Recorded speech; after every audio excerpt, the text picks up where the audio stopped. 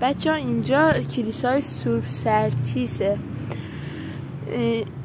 کلیسای سورب سرکیس یکی از قدیمی ترین بناهای شهر خوی محسوب میشه. بریم که ببینیم از نزدیک. اینجا فضای سبزشه. بریم.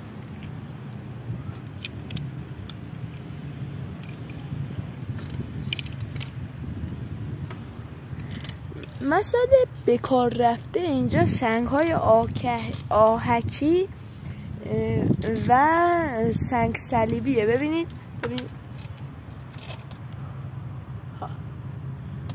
این بالاهاشون نمیدونم چیه اینا. ببینید نمیدونم چیه. اینجا یه چیزی نوشته. خب نمیتونم بخونم. ببینید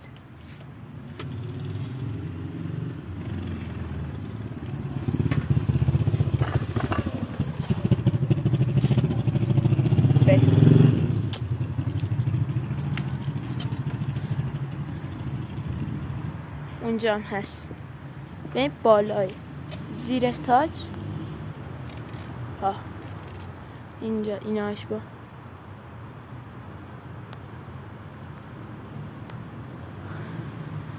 خب درش بسته است، نمیتونیم بریم داخل. حالا از اینجا یه دیدی ببینم میتونیم بزنیم.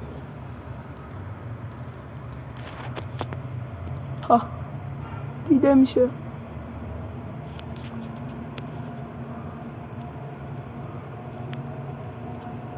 داخلش هم اینه. بریم که فضای سبزشو نشونتون بدم. اینه.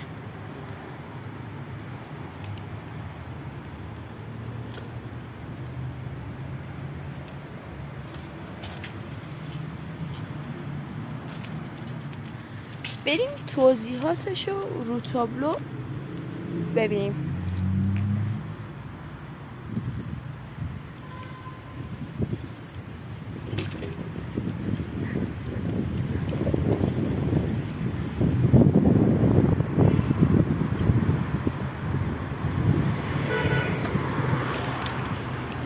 توضیحاتش اینجاست.